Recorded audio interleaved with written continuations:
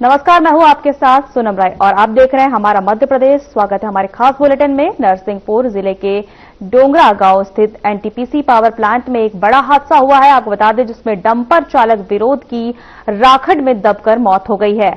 आपको बता दें कि यह हादसा तब हुआ जब डंपर को राख भरने के लिए खदान में लाया जा रहा था। उसी दौरान अचानक से खदान की राख दह गई, जिसके बाद नीचे डंपर चालक दब गया। स्थानीय कर्मचारियों ने उसे निकालने का प्रयास किया, लेकिन तब तक उसकी मौत हो चुकी थी। इस हादसे के बाद आपको बता दें, एनटीपीसी के किसी भी अधिकारी ने अभी तक कैमरे के सामने कोई भी बयान देने से इनकार कर दिया है, जिससे कर्मचारियों की सुरक्षा को लेकर सवाल उठ रहे हैं।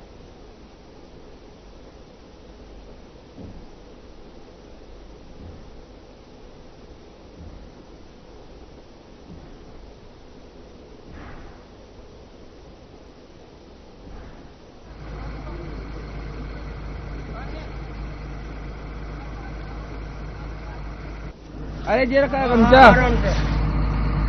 सामने पीली, हाँ जब पीली खड़ी है तो घटना हुआ डंपर।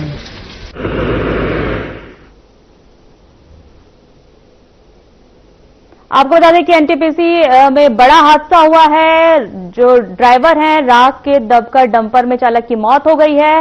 आपको बता दें कि अधिकारी ने बयान देने से इनकार कर दिया है, किसी ने भी कैमरे के पास बोलने से। वहीं स्थानीय लोगों ने जब तक ड्राइवर को निकाला तब तक उसकी मौत हो गई थी। आपको एक बार बता दें कि नरसिंहपुर में बड़ा हादसा हुआ है। एनटीपीसी पावर प्लांट में हुआ है यह हादसा। राख में दबकर डंपर चालक की मौत हो गई है। बड़ी घटना। आपको बता दें कि नरसिंहपुर एनटीपीसी से है, जहां पर खबरों में आगे बढ़ते हैं। गुलाबगंज थाना क्षेत्र के पुराने विवाद को लेकर कुछ लोगों ने एक ही परिवार की महिलाओं और अन्य सदस्यों पर डंडों और फरसा और तलवार से हमला कर दिया, जिसमें 8 लोग घायल हो गए हैं। घायल पीड़ित शिकायत लेकर जिला मुख्यालय पहुंचे हैं, जहां सीएसपी अतुल सिंह को पूरी घटना की जानकारी दी गई।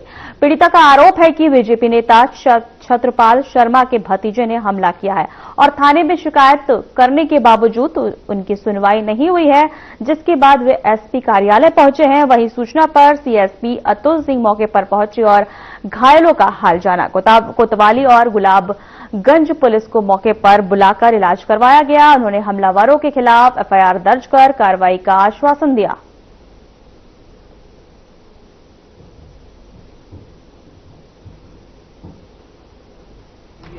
कुशवाहा गुलाबगंज से आए हैं। लोग बाग बोलते हैं बेटी बचाओ बेटी पढ़ाओ, यहाँ तो बेटी को ही घर में घुस के मार रहे हैं। और मुझे तो एक जने ने मारा, एक जने ने पकड़ा था और एक जने ने मारा था। वो मनोज उपाध्याय ने मुझे पकड़ा था और सौरभ उपाध्याय ने मुझे मारा था और छोटू ने भी मुझे मेरे सिर में तलवार से मारा था। हम तो ये चाहते हैं कि हमें न्याय मिला और हमारी बातों पे वो कार्रवाई हो। कौन लोग हैं बेटा? वो उनके रिश्तेदार हैं? वो छत्रपाल के रिश्तेदार हैं और गुलाबगंज में उन्हीं की नेतागिरी चल रही है। ना ही हमारा अस्पताल में वो हुआ इलाज और ना ही हमें थाने में रिपोर्ट दी। मंडी गुलाबगंज से हम आए हुए हैं। क्या मामला? हमारी बच्ची के लिए मनोज उपाध्याय, सौरभ उपाध्याय लोगों ने सभी और साबिर भाई ने मिलकर मारा हुआ है और बहुत पहले से हमारी रंजिश चल रही थी। वो उस हिसाब से उन्होंने हमें बहुत भयंकर मारा हुआ है। इस बात की रंजिश? एक प्लाट को लेकर रंजिश चल रही थी उस पैसे। किन लोगों, कौन है वो लोग? कौन? वे छत्रपाल महाराज के भतीजे हैं। बंटी, मनोज, सौरभ, छोटू, मोटू उनकी पत्नी है, सब लोग हैं भी। उन्होंने घर पर मारपीट की हमारे लिए और मेरी बच्चियों के लिए। किस चीज से मारा था? कितने लोग घायल हुए? फरसा भी था, तलवार भी थी और कुछ लाठी भी रखे हुए थे। कितने लोग घायल हुए? हाँ, हमारे 7 लोग घायल हुए हैं। उनकी तरफ से हुए कोई घायल? उनकी तरफ से तो ऐसा नहीं लगता कोई घायल हुआ है और हमें इस चीज की जानकारी नहीं है। ले गए थे बच्चों के लिए हम थाने में ले गए थे। थाने में हम आधा घंटा बैठे रहे, हमारी कोई कार्रवाई नहीं हुई थाने के अंदर। अस्पताल गए थे? फिर अस्पताल भी गए। अस्पताल 2 बार गए। एक बार शुरू में मेडिकल बना, फिर मेडिकल के पर्चे बीमा दुका लिए गए। फिर हम दोबारा विदेश आए, फिर मेडिकल के पर्चे हम जाकर प्राइवेट जीप से फिर पर्चे दोबारा लेकर आए मेडिकल के। अभी आपकी सीएसपी साहब से बात हुई, क्या कहा? उन्हें आश्वासन दे दिया है, जो भी होता है वो कार्रवाई करती है। हाँ, दरअसल में जानकारी साथ में आई है, कुछ लोग गुलाबगंज के जिनको चोटें लगी हुई है, महिला है, बच्चे हैं, यहाँ आए हुए हैं। मैं यहाँ आया था, डायरेक्शन प्राप्त हुआ था मेरे को। यहाँ के बाद मैंने इनकी सुना है, मैं इनको लेकर अस्पताल जा रहा हूँ और वहाँ इनकी रिपोर्ट भी लिखूंगा और जो भी यथासंभव कार्रवाई होती है वो करूँगा। वो क्या होगा? नाम खुशी कुशवा है। प्लाट पर से विवाद चल रहा था, कचरा फेंकने गए तो मना कर दिया। बाहर खड़े थे, 3-4 जने आए, मनोज उपाध्याय, बंटी उपाध्याय और उनका लड़का छोटू उपाध्याय, उसका नाम योगेश उपाध्याय है, और कन्नू उपाध्याय, उसका नाम गौरव उपाध्याय है, और पवन उपाध्याय, उसका नाम सौरभ उपाध्याय है, और उनकी 3 लड़कियां हैं, रिया उपाध्याय, शालिनी उपाध्याय और शीतल उपाध्याय, और उनकी पत्नी है मौसमी उपाध्याय। उनने मिलकर मारा कचरे फेंकने करके, और प्लाट का पिछला विवाद था, और वो उनने जल्दी से उनके जो चाचा हैं छत्रपाल शर्मा, उनको फोन लगा दिया। हमारी थाने में कोई सुनवाई नहीं रही।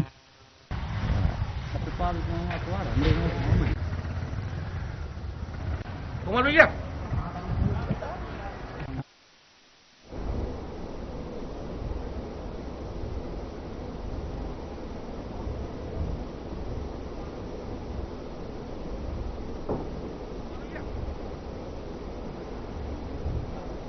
सुहागपुर शोभापुर भटगांव मार्ग पर एक भीषण एक्सीडेंट हुआ, जिसमें एक व्यक्ति की मौत हो गई और 4 लोग गंभीर रूप से घायल हो गए। आपको बता दें, जिनमें से एक महिला और 5-6 साल की बच्ची भी शामिल है।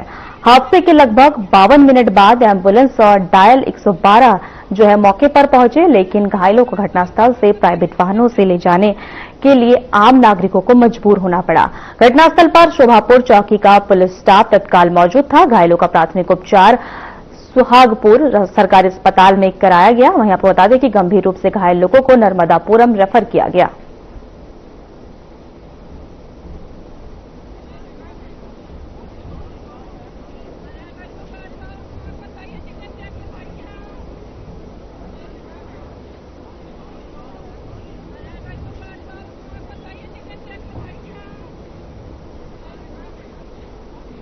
खबरों में आगे बढ़ते हैं। इंदौर में पत्रकारों पर हुए जानलेवा हमले को लेकर प्रदेश पर रोष देखने को मिल रहा है। बता दें कि इसी कड़ी में शनिवार को खरगोन में भी पत्रकारों ने आक्रोश व्यक्त करते हुए सीएम डॉक्टर मोहन यादव के नाम के जो है एसडीएम कार्यालय में तहसीलदार को ज्ञापन सौंपा।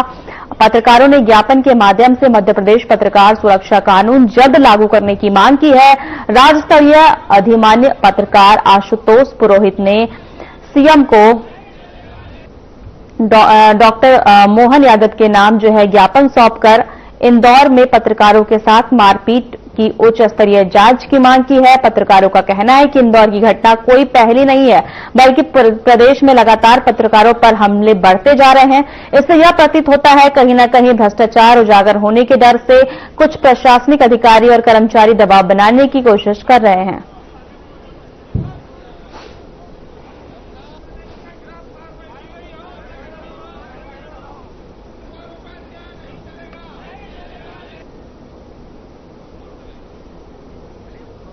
साधना न्यूज में मैं हूं आपके साथ आमिर शेख।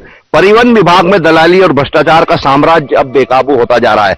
जी हां, मैं बात कर रहा हूं इंदौर के वरिष्ठ पत्रकार हेमंत शर्मा और राजा, जो उनका कैमरा पर्सन है, उनके साथ मारपीट और जो हमला हुआ है, इसको लेकर यह पत्रकारों में आप देख सकते हैं खासा आक्रोश है। एसडीएम को यहां मुख्यमंत्री मोहन यादव के नाम ज्ञापन सौंपा है। आइए, हमारे साथ में राज्य स्तरीय अधिमान्य पत्रकार आशुतोष पुरोहित हमारे साथ मौजूद है। आइए हम उनसे जानते हैं यहाँ जिस प्रकार से जो हमला सामने आ रहा है, हेमंत शर्मा जो कि वरिष्ठ पत्रकार है इंदौर के, और जो कैमरा पर्सन राजा, उनके साथ जो मारपीट हुई है, ये हमला लोकतंत्र में सीधा प्रहार है। क्या मानते हैं, क्या कहना चाहिए? जी बिल्कुल सही। जिस प्रकार से इंदौर में जो घटनाक्रम हुआ, हेमंत शर्मा और उनके जो सहयोगी थे राजा के साथ जो मारपीट की गई है आरटीओ परिसर में, ये जिसकी खरगोन के सभी पत्रकार कड़ी निंदा करते हैं। आज हम लोगों ने सभी खरगोन के पत्रकारों ने एकता बनाकर और तहसीलदार महोदय को माननीय मुख्यमंत्री डॉक्टर मोहन यादव के नाम से ज्ञापन सौंपा है, और जिसमें हमने मांग की है कि इंदौर में जो घटनाक्रम हुआ, पत्रकारों के साथ मारपीट हुई, उसकी उच्च स्तरीय जांच होना चाहिए, उसके सीसीटीवी फुटेज है उसकी भी जांच होना चाहिए, और जो दोषी है उन पर कार्रवाई होना चाहिए। जिस प्रकार से मध्य प्रदेश में लगातार इस प्रकार की घटना आ रही है, इसको लेकर हमने ये भी मांग की है कि पत्रकार सुरक्षा कानून, जो वर्षों से लंबित मांग है, लगातार पत्रकार मांग करते आ रहे हैं, पत्रकार के विभिन्न संगठन लगातार मांग करते आ रहे हैं, तो मुख्यमंत्री जी से मेरा विशेष रूप से आग्रह है कि ये जो इंदौर का घटनाक्रम हुआ उसके बाद पत्रकार सुरक्षा कानून लागू किया जाना चाहिए, क्योंकि पत्रकार जो है वो लोकतंत्र का चौथा स्तंभ है। जिस प्रकार से पत्रकारों पर अगर हमला होता है तो वो लोकतंत्र पे हमला है, और जिसकी जितनी निंदा की जाए वो कम है। चलिए, बहुत शुक्रिया आशुतोष पुरोहित जी। हमारे साथ में यहाँ पर संजीव ठक्कर जी भी यहाँ मौजूद है। संजीव ठक्कर जी, क्या कहना चाहेंगे आप?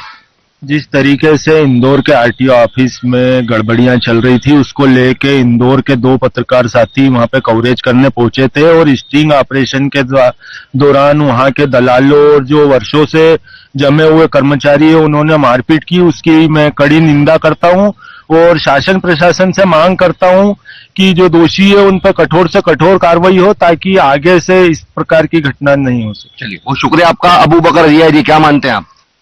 देखिए, ये जो पत्रकारों पे बार बार जिस तरीके से विभागों द्वारा हमला किया जाता है, ये देखने में आया कि जब भी पत्रकारों ने किसी विभाग के भ्रष्टाचार को उजागर करने की कोशिश की गई है, और वहां पर बड़ा भ्रष्टाचार होता है, और उस विभाग के ऊपर जब पत्रकार अपने एंगल से जो है वो उसको उजागर करने का प्रयास करते हैं, तो वहां पर कहीं न कहीं दलाल और वो जो गुंडा किस्म के लोग होते हैं वो कहीं न कहीं जो है प्रयास करके पत्रकारों के ऊपर हमला करते हैं। इस तरीके के जो पत्रकारों पर हमला, उनकी सुरक्षा के लिए जो मांग की जा रही है सुरक्षा कानून की, तो हम ये कहेंगे कि सरकार ने जो है सुरक्षा कानून बनाना चाहिए। बहुत शुक्रिया आपका। यहाँ भारतीय पत्रकार संघ के जिला अध्यक्ष श्याम कुशवाहा पूछे, क्या कहना चाहेंगे? बहुत ही दुखद बात है, प्रदेश में सिर्फ आरटीओ नहीं, हर विभाग में इतना भ्रष्टाचार हो गया, और लोकतंत्र के चौथा स्तंभ कहे जाने वाले हम अगर पत्रकार कहीं आवाज उठाते हैं तो उसे सरकार के लोग पूरी कोशिश से दबाते हैं, और दबाते हैं तो बिल्कुल दादागिरी से दबाते हैं। ये बड़ी चिंता का विषय है। हमारे साथ न्याय होना चाहिए, पत्रकार सुरक्षा कानून लागू होना चाहिए। कई समय से पूरे प्रदेश के पत्रकार साथी ये मांग कर रहे हैं, पर मोहन सरकार को अभी भी ये समझ में नहीं आ रहा है कि जिनके द्वारा आपकी लोकहित की जो योजनाएं हैं उजागर करते हैं पब्लिक में, आज हमारे को ही अनदेखा देख रहे हैं। ये बहुत ही दुखद बात है, और बड़ी घटनाएं हो सकती है, इसको रोकना चाहिए सरकार ने। चलिए, बहुत शुक्रिया श्याम कुशवाहा जी। मौर्य जी, आप भी पहुंचे, क्या कहना चाहेंगे? इंदौर के जो आरटीओ कार्यालय में घटना हुई हेमंत शर्मा जी और उनके कैमरामैन के साथ, दुखद घटना हुई, निंदनीय घटना हुई। हम सभी पत्रकार खरगोन जिले के और नगर के पत्रकारों ने आज मुख्यमंत्री के नाम ज्ञापन दिया, तहसीलदार को इसमें मांग रखी है कि जो भी इस कांड में शामिल है, दलाल हो, ऑफिस के स्टाफ के लोग, कर्मचारी हो, उनको उनके खिलाफ कठोर कार्रवाई की जाए। मोरे जी, बहुत शुक्रिया आपका। लगातार ग्राउंड पर आप वर्किंग करते हैं, आपको इस प्रकार की कोई समस्या का सामना करना पड़ता है क्या? आती है इस तरह की समस्या। जो कल की घटना, उससे तो ये जरूर साबित हो रहा है कि कहीं न कहीं चोर की दाढ़ी में तिनका है। अगर चोर की दाढ़ी में तिनका नहीं होता तो कल ये वारदात नहीं होती है। इसलिए हमें चाहते हैं कि ऐसे लोगों के ऊपर सख्त से सख्त कार्रवाई होना चाहिए। चलिए, बहुत शुक्रिया शकील जी आपका। यहाँ रामेश्वर बड़ोले जी, आपने भी आवाज बुलंद की है, क्या कहना चाहेंगे? देखिए, ये मोहन सरकार के सुशासन में ये पत्रकार चौथा जो स्तंभ है ये पिटा जा रहा है। ये बहुत सोचने वाला विषय है कि आज भ्रष्ट तंत्र, जो भ्रष्ट अधिकारी कर्मचारी है, ऐसे लोग अपने आप को बचाने के लिए चौथे स्तंभ को पीट रहे हैं, अपने ये छुपा रहे हैं, तो ये सोचने वाला विषय है। चलिए, बहुत शुक्रिया रामेश्वर बड़ोले जी। जिस चैनल में आप काम कर रहे हैं उसी के पत्रकार के ऊपर हमला हुआ है, कैमरा पर्सन का कैमरा भी फोड़ा है, क्या कहना चाहेंगे? देखिए, लगातार जिस तरीके से न्यूज 24 और लल्लूराम.com अपनी जनता के मुद्दों को लेकर हमेशा आवाज उठाता है, उसी प्रकार आरटीओ में किस तरह से दलाली का खेल चल रहा था, किस तरीके से गुंडों को अधिकारी अपना रहे थे, और जब इन सब बातों का खुलासा हुआ तब अधिकारी से केवल चर्चा करने पहुंच रहे रिपोर्टर टीम पर हमला गुंडों और दलालों के द्वारा किया गया। हमला इतना खतरनाक था कि रिपोर्टर को आईसीयू में भर्ती करना पड़ा। लेकिन ये बहुत निंदनीय घटना है। ये एक घटना नहीं, ये सभी के ऊपर सवाल खड़े होते हैं। सरकार से लेकर सिस्टम तक के सभी भ्रष्टाचार अधिकारियों पे भी सवाल खड़े होते हैं। जिस वक्त रिपोर्टर को घायल करा था उस वक्त ना उसे एम्बुलेंस से अस्पताल पहुंचाया गया, ना पुलिस को सूचना देने के बाद तक पुलिस पहुंची। 8 घंटे के बाद भी मामले में पुलिस ने मामला दर्ज किया है। पुलिस ने आखिर को जब पत्रकार के प्रदेश के सभी पत्रकारों ने जब इस मामले की गंभीरता दिखाई, आवाज उठाई, एक पत्रकार के साथ में एकजुटता दिखाई, तब जाके पुलिस ने 8 घंटे के बाद गंभीर धाराओं में मुकदमा दर्ज किया है। चलिए हर्ष गुप्ता, बहुत शुक्रिया आपका। तो आपको बता दूं मैं, रिपोर्टिंग के दौरान ये जो मारपीट की घटना सामने आई है, इसको लेकर पूरे प्रदेश भर के पत्रकारों ने एकजुट होकर जो है विरोध दर्ज किया है। और यहाँ खरगोन में पत्रकारों का आक्रोश आप देख सकते हैं। या खरगोन में मुख्यमंत्री डॉक्टर मोहन यादव के नाम या एसडीएम कार्यालय में यह ज्ञापन सौंपा है। और मैं आमिर शेख, प्रदेश संयोजक भारतीय पत्रकार संघ यूथ विंग होने के नाते हमारे संगठन भारतीय पत्रकार संघ के यहाँ पदाधिकारी होने के चलते हम खुद इस घटना की निंदा करते हैं और कठोर से कठोर कार्रवाई की मांग करते हैं। फिलहाल के लिए इतना ही। कैमरा पर्सन असिक के साथ में खरगोन से आमिर शेख, साधना न्यूज। परासिया शहर में ओवरलोड मक्का के ट्रकों का आना जाना बढ़ गया है, जिससे शहर में गुरु गोविंद चौक से रेलवे स्टेशन तक आपको बता दें कि यातायात जाम और दुर्घटना का खतरा बढ़ गया है। इस मार्ग पर अस्पताल और व्यापारी क्षेत्र स्थित है, जहां ओवरलोड ट्रकों के कारण न केवल ट्रैफिक जाम होता है बल्कि मरीजों को भी भारी परेशानी का सामना करना पड़ता है। व्यापारी वर्ग ने बार बार इस समस्या की शिकायत की है, लेकिन शासन प्रशासन का ध्यान इस ओर नहीं गया। लगातार इस समस्या के बने रहने से शहरवासियों में आक्रोश देखने को मिल रहा है और उन्हें उम्मीद है कि प्रशासन इस पर जो है तत्काल कार्रवाई करेगा।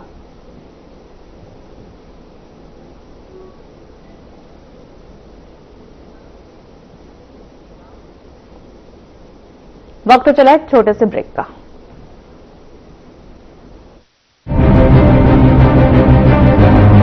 चल बुलापन जिसकी हर बात में भूल जाए, मेरी जैसी मेरी अपनी पताका चाय, गजब का स्वाद।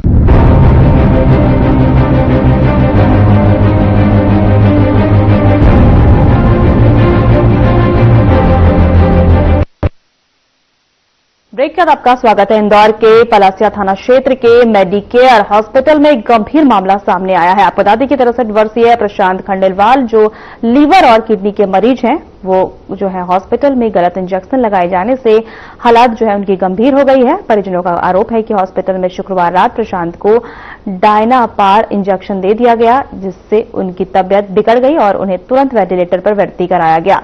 मरीज की हालत नाजुक बनी हुई है और परिजन हॉस्पिटल प्रबंधन की लापरवाही पर नाराज हैं। हॉस्पिटल के मामले में अपनी सफाई देते हुए कहा कि इंजेक्शन किसी अन्य मरीज को दिया गया था। परिजन ने मामले की शिकायत जो है पलासिया पुलिस को दर्ज कराई है और पुलिस ने हॉस्पिटल के सीसीटीवी और सबूत जो है अन्य जुटा लिए हैं। यहां मेडिकेयर हॉस्पिटल का पहला मामला नहीं है, यह मामला जब मरीज के साथ लापरवाही हुई हो।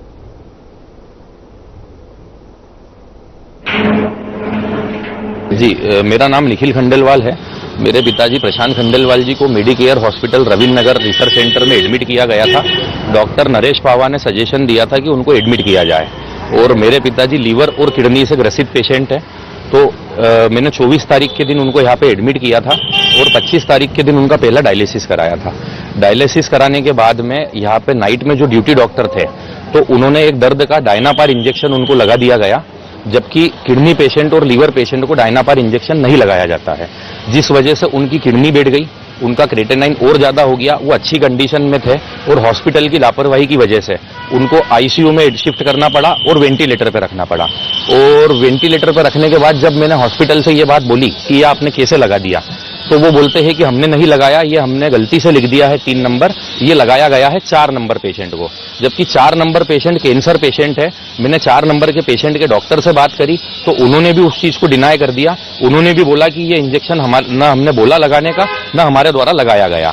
जी, ये हमारे यहाँ एक आवेदन दोनों पार्टियों के द्वारा दिया गया है। मेडिकेयर हॉस्पिटल है, वहाँ पे 24 तारीख को प्रशांत खंडेलवाल कोई पेशेंट है जिनके पुत्र हैं निखिल खंडेलवाल, उनने एक आवेदन दिया है और मेडिकेयर हॉस्पिटल से भी एक आवेदन आया है। दोनों पक्षों से एप्लीकेशन आई है। उसमें पेशेंट के परिजनों का ये कहना है कि 24 तारीख को जब ये पेशेंट लीवर और किडनी के इलाज के लिए एडमिट हुआ था, तो ड्यूटी डॉक्टर जो थे उन्होंने कोई दूसरा इंजेक्शन दे दिया, डायनापार, इसका नाम नहीं बता रहे हैं। तो उसमें उसके बाद उसकी तबीयत और ज्यादा बिगड़ गई, ऐसा उनका कहना है परिजनों का, और अभी शायद वो क्रिटिकल कंडीशन में बताया जा रहा है। तो अभी इस दोनों पक्षों से आवेदन आया है, इसमें हम सीसीटीवी फुटेज और जो भी तथ्य है इस पर दोनों पक्षों के पूछताछ करके बयान लेके जो भी कार्रवाई होगी वैधानिक करेंगे।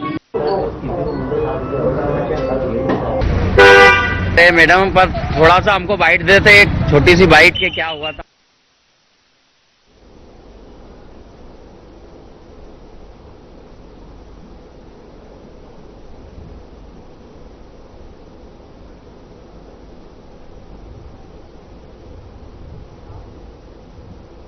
फिलहाल हमारे खास बुलेटिन में इतना ही। नमस्कार।